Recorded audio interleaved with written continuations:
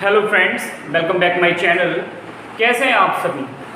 उम्मीद है कि आप लोग बहुत अच्छे होंगे और जैसा कि आप लोग मेरे पढ़ाने को काफ़ी पसंद कर रहे हैं। तो कल जैसे कि हम लोगों ने देखा था वर्णमाला, तो आज हम उसी को आगे बढ़ा रहे हैं। ठीक है, हमने जो कल वर्णमाला में पढ़ा था उसका एक बार रिवीजन लेते हैं और फिर हम उसके आगे से शुरुआत करते हैं। सबसे पहले हमने ये जाना था कि वर्णमाला है क्या। तो कल हमने देखा था कि वर्णों के व्यवस्थित समूह को वर्णमाला कहा जाता है। ठीक है, कल हमने वर्ण में और अक्षर में अंतर भी देखा था कि व्यंजन को अगर स्वर मिल जाता है तो उसके मिलन से अक्षर का निर्माण होता है, जबकि वर्ण क्या है, स्वर अलग और व्यंजन अलग। ठीक है, यानी कि वर्ण वो है जिसके आप और टुकड़े नहीं कर सकते, जबकि अक्षर क्या है, अक्षर के टुकड़े किए जा सकते हैं। कैसे? उसमें वर्ण और व्यंजनों का विच्छेदन हो जाता है। ठीक है, हमने कल देखा था वर्ण या ध्वनियाँ दो प्रकार की होती हैं, स्वर और व्यंजन। स्वरों के बारे में कल हमने पढ़ा कि स्वर क्या होते हैं, तो वे वर्ण जिन्हें बिना किसी अवरोध, रुकावट या बिना किसी दूसरे वर्ण की सहायता के बिना बोला जा सकता है। ठीक है, ये जो स्वर होते हैं कितने होते हैं? संख्या में 11 होते हैं। कौन कौन से? छोटा, बड़ा, छोटी, बड़ी, छोटा उ, बड़ा उ, ऋषि। छोटी ए, बड़ी ए, छोटा ओ, बड़ा। ठीक है, हमने देखा कि स्वरों की जो मात्राएं होती हैं वो मात्राएं कितनी होती हैं? मात्राएं 10 होती हैं। किसकी मात्रा नहीं होती? छोटे अ की कोई मात्रा नहीं होती। कल हम यहाँ तक पढ़ चुके थे। आज हम इसी के आगे शुरू करने वाले हैं, जो कि है हमारा स्वरों का विभाजन।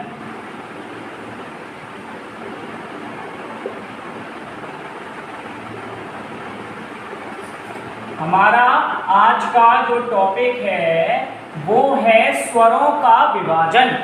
स्वरों के विभाजन में सबसे पहली जो हम टाइप पढ़ने जा रहे हैं वो है मात्रा के आधार पर। मात्रा के आधार पर सबसे पहली हेडिंग होगी हमारी मात्रा के आधार पर। तो देखिए, काफ़ी समय से हम पढ़ते आ रहे हैं और ये काफ़ी बार परीक्षा में पूछा भी गया है कि मात्रा के आधार पर स्वर कितने प्रकार के होते हैं। तो देखिए, हिंदी में मात्रा के आधार पर स्वर 2 प्रकार के होते हैं। ठीक है, मात्रा के आधार पर, इस बात को आप नोट करिएगा, हिंदी में मात्रा के आधार पर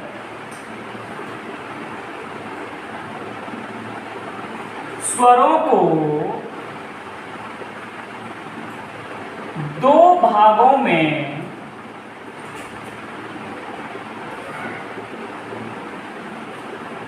बांटा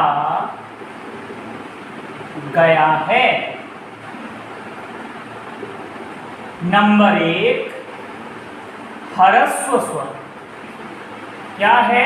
ह्रस्व स्वर। इसमें हा आता है, ध्यान रखना, रा पूरा है, ह्रस्व स्वर। सबसे पहले जानते हैं ह्रस्व स्वर क्या होता है। ठीक है, नंबर 1 ह्रस्व स्वर। सबसे पहले ह्रस्व स्वर के बारे में जानते हैं, फिर हम दूसरे स्वर के बारे में देखेंगे। तो ह्रस्व स्वर क्या होता है? ह्रस्व स्वर वे स्वर होते हैं जिनके उच्चारण में एक मात्रा का समय लगता है। क्या होता है? ह्रस्व स्वर वे स्वर होते हैं जिनके उच्चारण में एक मात्रा का समय लगता है। तो इसे नोट करेंगे कि वे स्वर जिनके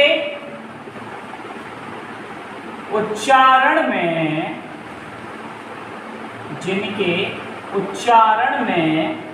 एक मात्रा का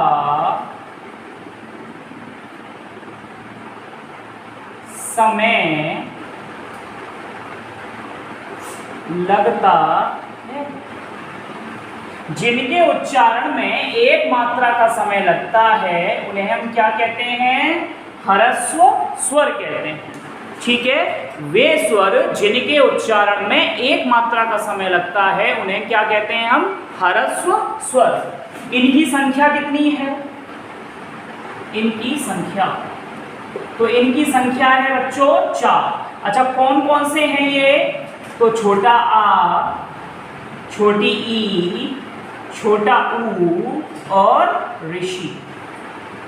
ठीक है, ह्रस्व स्वरों की संख्या कितनी है? ह्रस्व स्वरों की संख्या है 4। कौन कौन से हैं? छोटा आ, छोटी ई, छोटा ऊ और ऋषि। यहां तक बात समझ में आई? ठीक है, आगे बात करें तो इन्हें और किन किन नामों से जाना जाता है? ये काफी बार पेपर में पूछा गया है, हर बार ह्रस्व स्वर देकर नहीं पूछता, इसके और भी नाम हैं, उन नामों को आप लोग नोट करिएगा कि इसे और किन किन नामों से जाना जाता है। ठीक, मैं इसे रफ कर रहा हूं।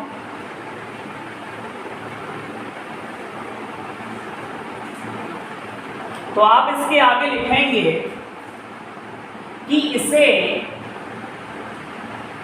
या इन्हें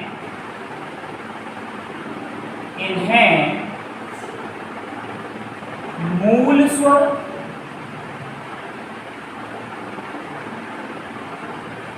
प्राकृतिक स्वर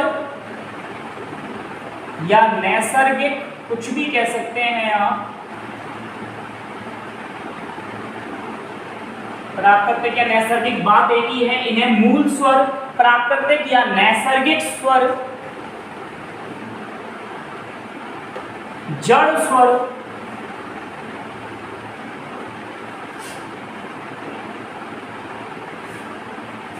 तथा बीजा स्वर, बीजा स्वर के नाम से भी जाना जाता है। मैंने क्या बोला? ह्रस्व स्वर क्या होते हैं? वे स्वर जिनके उच्चारण में एक मात्रा का समय लगता है। इनकी संख्या कितनी है? संख्या है 4। कौन कौन से हैं? छोटा आ, छोटी ई, छोटा ऊ और ऋषि। इन्हें और किन किन नामों से जानते हैं? तो इन्हें मूल स्वर भी कहते हैं, प्राकृतिक स्वर भी कहते हैं, नैसर्गिक स्वर भी कहते हैं, जड़ स्वर भी कहते हैं और बीजा स्वर भी कहते हैं। तो अगर आपसे पूछ लिया जाए बताइए मूल स्वरों की संख्या कितनी है, तब भी आप क्या जवाब देंगे? 4। कौन कौन से हैं? छोटा आ, छोटी ई, छोटा ऊ और ऋषि। अगर आपसे पूछ लिया जाए बताइए प्राकृतिक स्वर क्या कितने हैं, या नैसर्गिक स्वर कौन कौन से हैं, या पूछ लिया जाए बीजा स्वर कौन कौन से हैं, या पूछ ले जड़ स्वर कौन से हैं, तब भी आप आंसर क्या करेंगे? 4। कौन कौन से? वही ह्रस्व स्वर वाले, छोटा आ, छोटी ई, छोटा ऊ और ऋषि। यहां तक बात समझ में आई? ठीक है, चलिए हम आगे की तरफ चलते हैं। इसे आप नोट करिए क्योंकि ये हमें प्रकृति से मिले हुए हैं। इसके बाद के जो स्वर आएंगे उनका इन्हीं से निर्माण किया गया है। कैसे, वो आगे आप लोग देखेंगे। इसीलिए इन्हें मूल स्वर भी कहते हैं, या प्राकृतिक स्वर या जड़ स्वर, मतलब ये जड़ हैं। आगे के स्वर इन्हीं के मेल से बनेंगे। ठीक है, इसे मैं रफ करता हूं, आप लोग वीडियो पॉज करके नोट करिएगा। ये हुआ हमारा पहला ह्रस्व स्वर।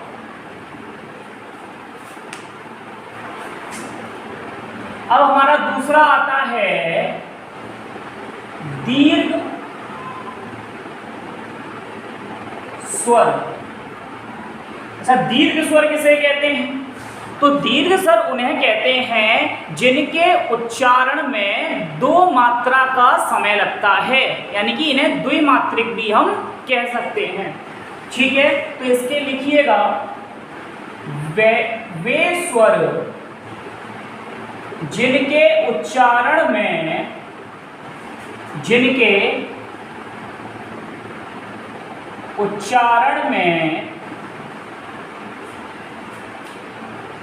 2 मात्रा का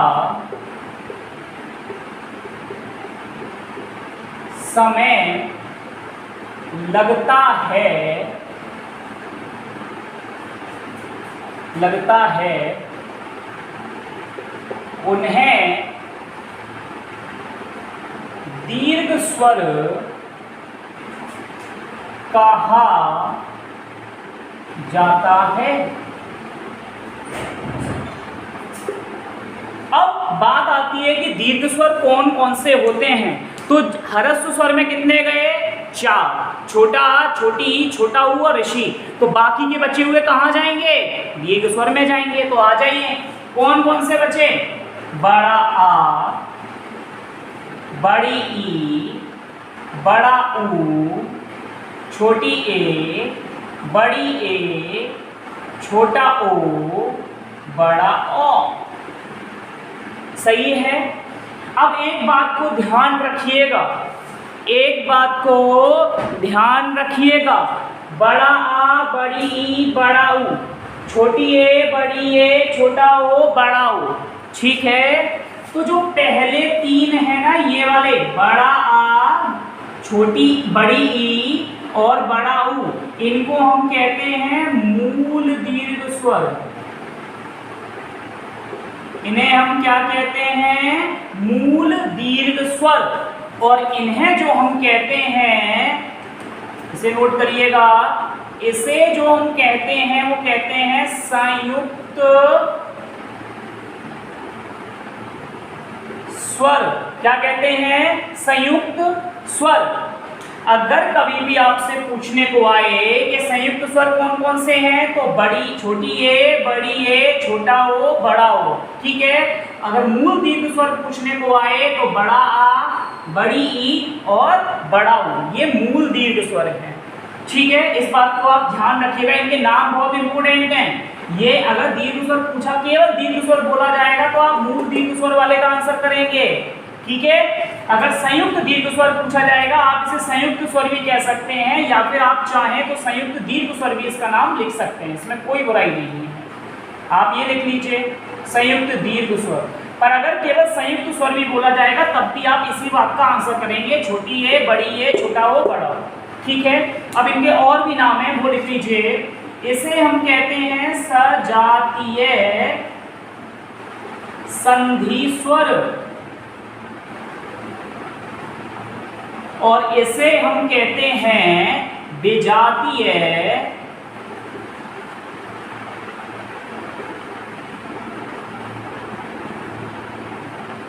संधि स्वर। ठीक है। इस बात को आप लोगों को ध्यान रखना है कि जो बड़ा आ, बड़ी ई और बड़ा ऊ है, ये मूल दीर्घ स्वर हैं। इन्हें हम क्या कहते हैं? ये मूल दीर्घ स्वर हैं। क्यों? क्योंकि ये ह्रस्व को ही दीर्घ करके इनका निर्माण कर दिया गया, बट इन्हें क्या है? इन्हें संयुक्त करके बनाया गया है, इसलिए इनका नाम संयुक्त दीर्घ स्वर है। भी बताऊंगा कि कैसे इन्हें संयुक्त करके बनाया गया। इन मूल दीर्घ स्वर को क्या कहा गया? सजातीय संधि स्वर। और संयुक्त दीर्घ स्वर को क्या कहा गया? विजातीय संधि स्वर। अब सर ये सजातीय क्या है, ये विजातीय क्या है, ये क्या नई नई चीजें आप बता रहे हैं? तो देखिए, सा का मतलब है समान, जाति का मतलब क्या है? एक ही जाति से है, ये एक ही कैटेगरी से हैं।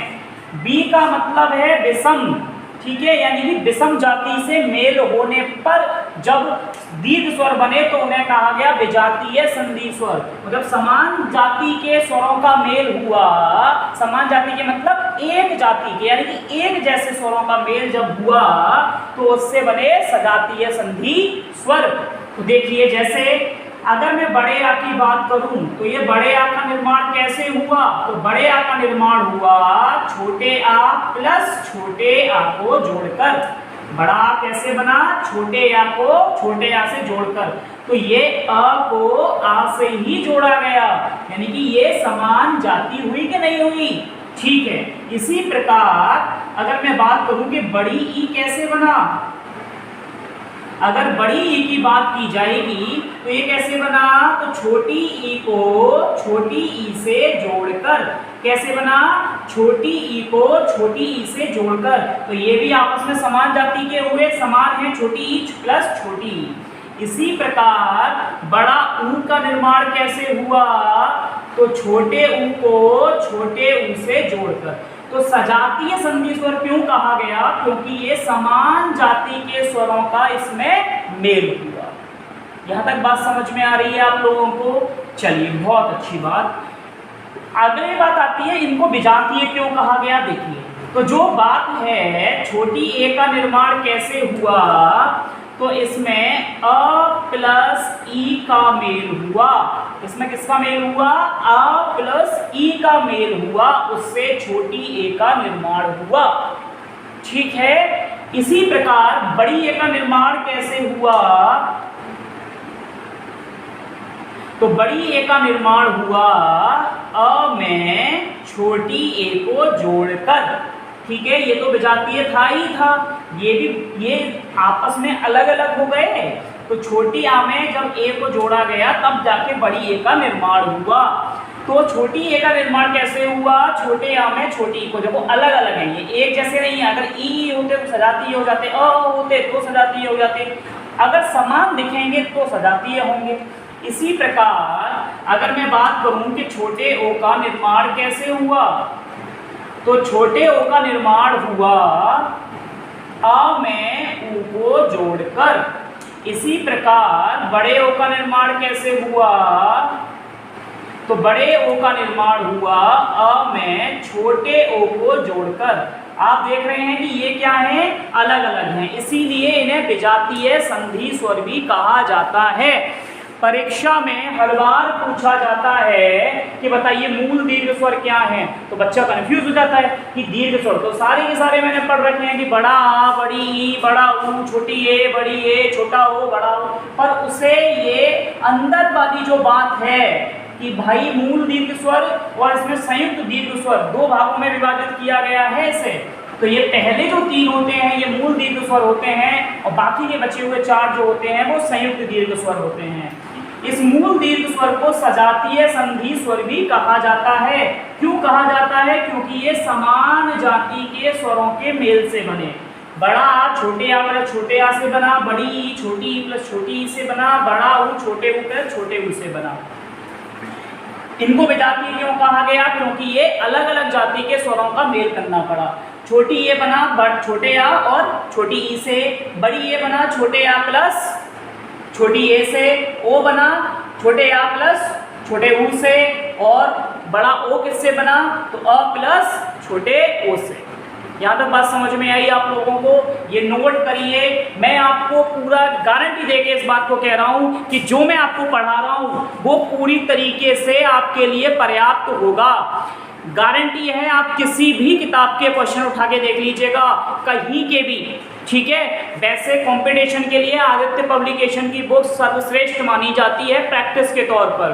ठीक है, आप उसके सारे क्वेश्चन लगाइएगा। एक बार वर्ण वाला मैं पढ़ा दूं, उसमें लगभग 300 के आसपास क्वेश्चंस हैं, लगभग 250-300 के आसपास। आप उसको लगा के देखिएगा, एक क्वेश्चन भी ऐसा नहीं रहेगा जो आप ना लगा पाएं। ठीक है, ये मेरी गारंटी है। आप लोग एक बार जैसे मैं पढ़ा रहा हूँ बस वैसे पढ़ लीजिए, आपको रिवीजन तक भी करने की जरूरत नहीं पड़ेगी। आप जैसे मैं बोर्ड पे पढ़ा रहा हूँ अगर आप ध्यान देकर पढ़ रहे हैं तो आपको तुरंत की तुरंत याद हो रहा होगा। ठीक है, पर फिर भी अगर आप एक बार रिवीजन कर लेंगे तो आपको वो इतने कंठस्थ हो जाएंगे कि आपको परीक्षा में जब आप बैठेंगे तो आपको देखते ही आंसर याद आएंगे कि हाँ सर ने इस प्रकार बताया था। तो ये दीर्घ स्वर समझ में आ गया। तो हिंदी में मात्रा के आधार पर दो ही प्रकार के स्वर होते हैं, ये ध्यान रखना, ह्रस्व स्वर और दीर्घ स्वर। प्लुत स्वर को हिंदी में मात्रा के आधार पर स्वर नहीं माना गया है। ठीक है, जो अभी तक आप पढ़ते आ रहे हैं कि मात्रा के आधार पर 3 प्रकार के होते हैं, तो मात्रा के आधार पर हिंदी में 2 प्रकार के होते हैं, 3 प्रकार के नहीं होते। अब प्लुत स्वर के बारे में हम जान लेते हैं। मैं इसे रफ करता हूं।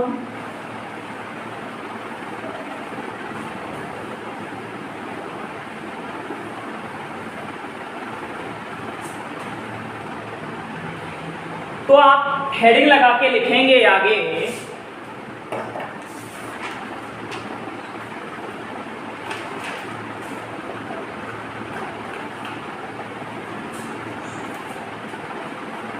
आप एक नोट पॉइंट डाल के लिखिएगा नोट, संस्कृत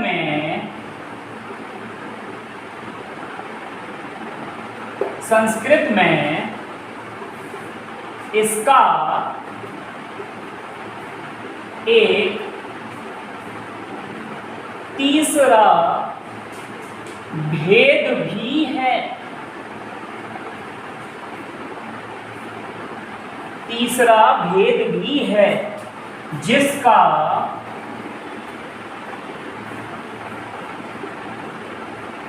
नाम है प्लुत स्वर। जिसका नाम है बच्चों क्या है? प्लुत स्वर। ठीक है, तो अब हेडिंग लगाइए आप प्लुत स्वर। हम जान लेते हैं कि क्या होता है प्लुत स्वर।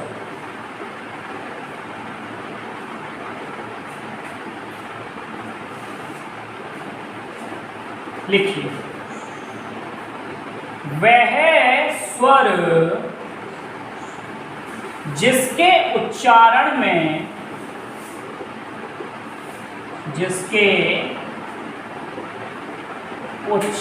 में तीन मात्रा या उससे अधिक, जिसके उच्चारण में तीन मात्रा या उससे अधिक का समय लगता है,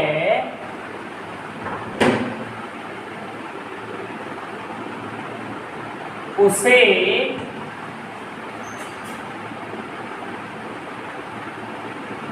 प्लुत स्वर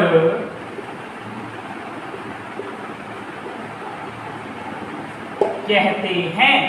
ठीक है, वह स्वर जिसके उच्चारण में तीन मात्रा या उससे अधिक का समय लगता है उसे प्लुत स्वर भी हम कहते हैं। ठीक है, अच्छा, इसे कहाँ यूज करते हैं? देखो, इसका जो प्रयोग किया जाता है वो संगीत में भी किया जाता है। जैसे कोई लंबी धुन खींचनी होती है, जैसे इस तरीके से धुन चलती है तो उसमें पता नहीं रहता कितनी मात्रा लग रही है, तो वहां पे जो मात्रा खींची जा रही है ना, जैसे वो खींची चली जा रही है, तो वो क्या चल रहा है? प्लुत स्वर चल रहा है। उसमें जो मात्रा चल रही है वो किसकी चल रही है? प्लुत स्वर की मात्रा चल रही है। अच्छा, और कहाँ कहाँ इसका प्रयोग किया जाता है? तो इसका प्रयोग किया जाता है किसी को जोर से बुलाने पर, कहीं जोर देने पर, जैसे हे भगवान। ठीक है, दूसरा और कहाँ प्रयोग किया जा सकता है? तो इसका प्रयोग किया जाता है, जैसे आपने देखा होगा कि अगर कोई सब्जी बेचने वाला भी आता है तो कैसे बोलता है? आलू। उसने लू पे जोर दे दिया, मतलब किसी को लंबा खींचने के लिए, जैसे राम, रा पे जोर दे दिया। ठीक है, जब आप किसी को जोर दे करके बुलाते हैं या किसी पर ज़्यादा लंबा सांस खींचते हैं, वहाँ पर प्लुत स्वर का प्रयोग किया जाता है। तो इसके प्रयोग की अगर हम बात करें, इसका प्रयोग कहाँ कहाँ होता है, तो वो आप नोट कर सकते हैं। तो इसका हम प्रयोग करते हैं संगीत के क्षेत्र में,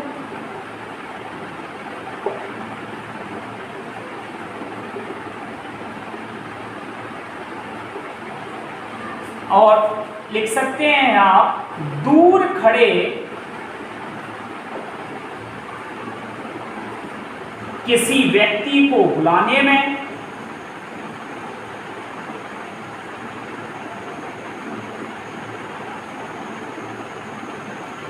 तीसरा आप लिख सकते हैं किसी अक्षर पर अधिक जोर देने में।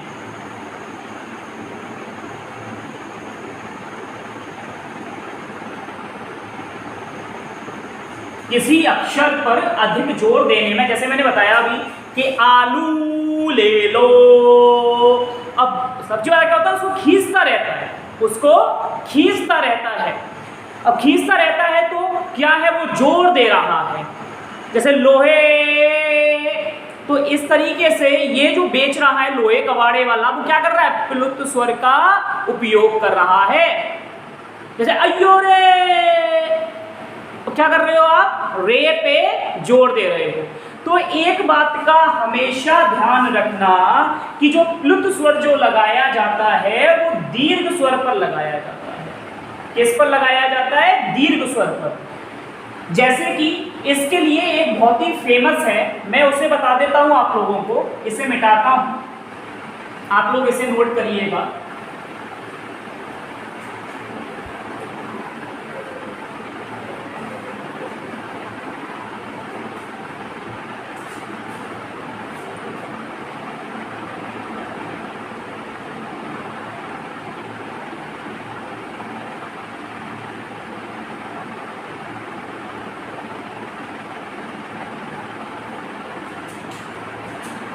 इसका एक एग्जाम्पल है और इसे कैसे दिखाया जाता है वो जरा समझिएगा।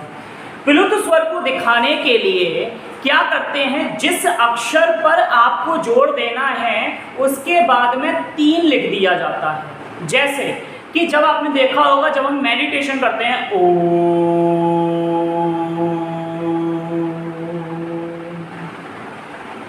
तो ओ पे आप जोड़ देते हैं, ना कि माँ पे। ओ पे जोड़ दिया जाता है, माँ पे जोड़ नहीं दिया जाता, ठीक है। तो इस बात का ध्यान रखना। ओ के बाद हम क्या लिखते हैं, ये 3 लगा देते हैं। ये ऊ नहीं होता, बहुत से बच्चे समझते हैं कि क्या सबने ओ क्या लिख दिया है, ऊसा, तो ये ऊ नहीं है, ये 3 है मेरे भाई। इसका मतलब ये है कि ओ पे प्लस स्वर लगा हुआ है, ओ को लंबा खींचना है। जैसे राम कहीं दूर खड़ा हुआ है तो आप राम पे नहीं लगाएंगे, रा पे लगाएंगे। क्या लगाएंगे, रा पे, रा। ये इस तरीके से है कि रा पे जोड़ देना है आपको। किस पे जोड़ देना है, रा पे जोड़ देना है। 3 लिख के आप जोड़ लगा सकते हैं। अब किसने बोला हे भगवान, भगवान, बा पे जोड़ लगा रहा है, लास्ट में ना क्या क्या छोड़ देगा, पर जोर किस पे लगा, गा पे लगा। समझ में मत आई। इसको इस तरीके से भी दर्शाते हैं, और जैसे हे भगवान, वो खींचा जा रहा है, खींचा जा रहा है, खींचा जा रहा है, तो हम ऐसे इस पे इस तरीके का साइन भी लगा देते हैं। ये चीज हम पढ़ेंगे विराम चिन्हों में, दीर्घ उच्चारण चिन्ह भी इसे कहते हैं, ठीक है। तो ये जो हमारा था, क्या था, मात्रा के आधार पर हमने स्वरों के प्रकार देखे। तो आज जो हमने पढ़ा, मैं एक बार उसको रिपीट करता हूँ। मात्रा के आधार पर हमने स्वरों के प्रकार देखे, जिसमें पहला प्रकार कौन सा था, ह्रस्व स्वर, और दूसरा प्रकार था दीर्घ स्वर। ह्रस्व स्वर किसे कहते हैं, जिनके उच्चारण में 1 मात्रा का समय लगता है। इनकी संख्याएं हैं 4, छोटा आ, छोटी ई, छोटा ऊ और ऋषि। इन्हें प्राकृतिक स्वर या नैसर्गिक स्वर, या हम कह सकते हैं बीजा स्वर, जड़ स्वर, मूल स्वर आदि नामों से इन्हें जाना जाता है। आगे अगर हम बात करें तो दीर्घ स्वर की, कि वे स्वर जिनको बोलने में 2 मात्रा का समय लगता है।